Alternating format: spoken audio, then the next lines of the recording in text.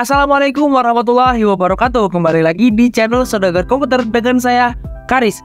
Selamat datang di channel Saudagar Komputer. Di video kali ini kita bakal nge-review laptop dari Lenovo ThinkPad.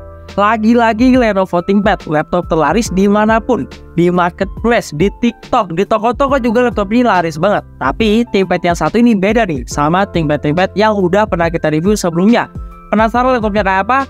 Tonton terus videonya.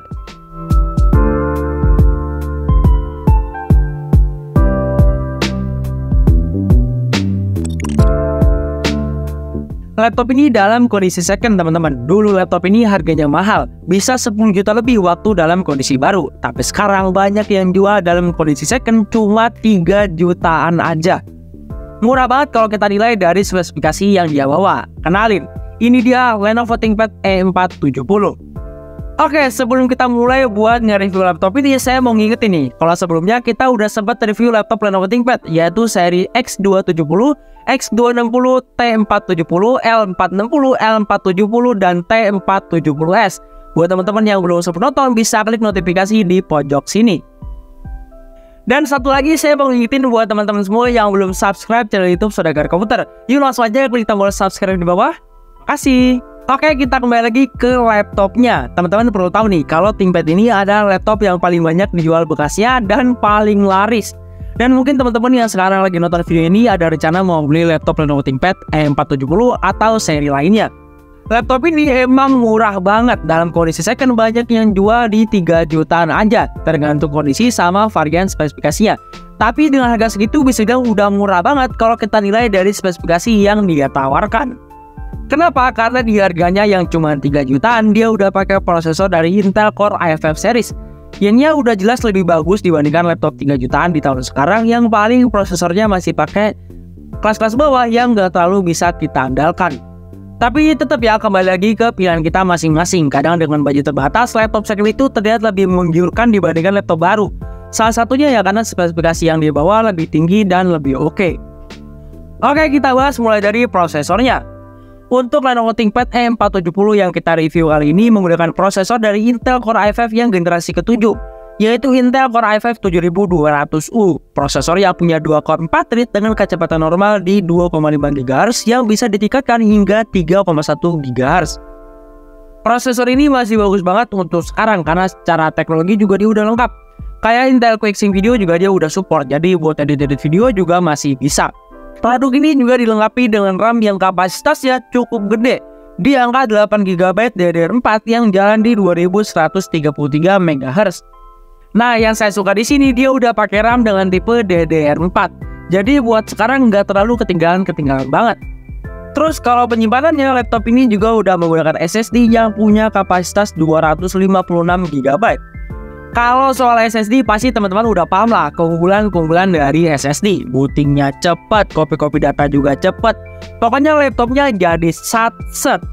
Selanjutnya yang spesial dari Lenovo ThinkPad ini adalah dia udah dilengkapi dengan Windows 10 original. Jadi ini original, nggak ada crack-crackan. Jadi teman-teman bisa pakai terus-terusan sampai bosen. Salah satu keunggulan dari Lenovo ThinkPad ini adalah baterainya yang tahan lama. Karena ThinkPad ini adalah laptop bisnis, jadi diupayakan sama Lenovo supaya bisa nyala lebih lama dibandingkan laptop biasanya. ThinkPad E470 yang ada di hadapan sini pakai baterai berkapasitas 3 sel 45 Wh yang Lenovo klaim bisa bertahan sampai 8 jam lebih waktu barunya. Tapi ini walaupun dalam kondisi second masih oke banget. Saya tes buat musikan dengan volume dan brightness di 50%, dia masih bisa bertahan sampai 3 jam lebih. Nah, dengan spesifikasi kayak gini bisa pakai buat apa aja. Teman-teman udah bisa pakai laptop ini untuk kebutuhan sekolah, kuliah, dan kerja.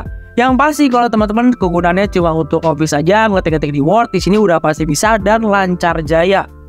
Nah, berikutnya kita ngomongin soal desain dan lain-lainnya dari laptop ini. Buat teman-teman yang udah tahu dan apalagi teman-teman yang udah pernah punya Lenovo ThinkPad, pasti teman-teman udah tahu tuh. Kalau ThinkPad ini desainnya sama sekali nggak ngejreng, nggak ada yang mencolok di sini, warnanya hitam, semuanya full hitam. Jadi sama sekali nggak ada yang menarik dari desainnya. Dan E470 ini berbeda dengan saudara-saudaranya. Kenapa? Karena yang ada di hadapan saya ini materialnya dari campuran plastik tapi tetap kuat. Plastiknya ini solid banget. Kalau diketok pun bunyinya nggak kayak plastik yang ringkih. Ukurannya lumayan agak gede sedikit tapi cukup slim.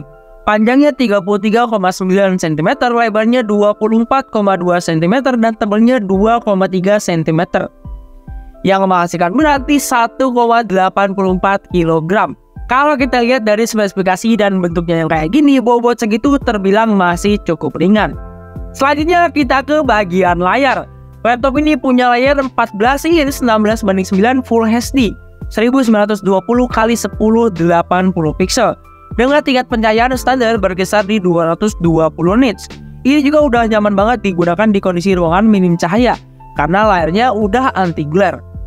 Di bagian atasnya ada webcam yang punya resolusi 0,9 megapiksel 720p. Meskipun ini laptopnya second, tapi kameranya cukup jernih.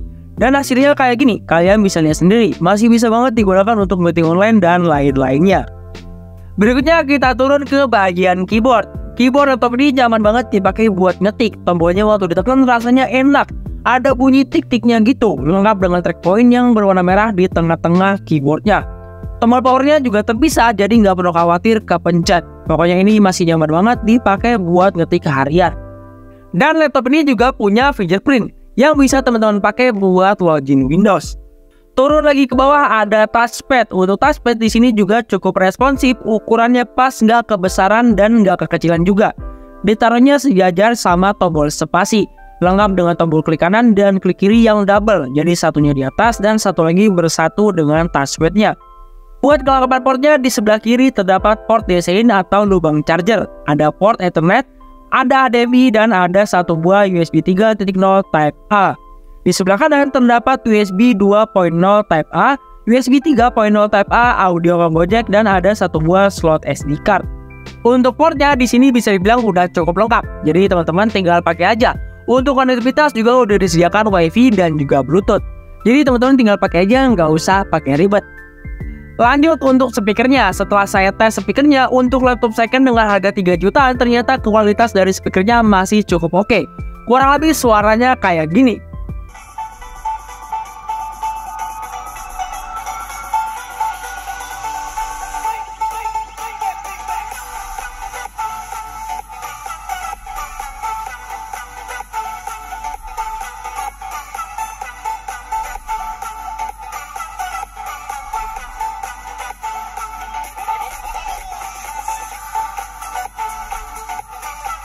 Masih oke banget lah ya buat musikan sama nonton film di waktu libur. Nah, sekarang kita tiba di pengujian performa dari laptop ini. Nanti saya bakal cobain buat jalanin beberapa software benchmark dan juga main game di laptop ini. Penasaran gimana performanya?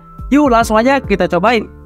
Pertama kita running Cinebench R15, kita looping 5 kali dengan charger. Running pertama dapetin skor di 315 poin, seterusnya skornya stabil. Dalam 5 kali looping, 3 kali kita dapat skor di 315 dan 2 kali kita dapat skor di 314. Hanya turun 1 aja.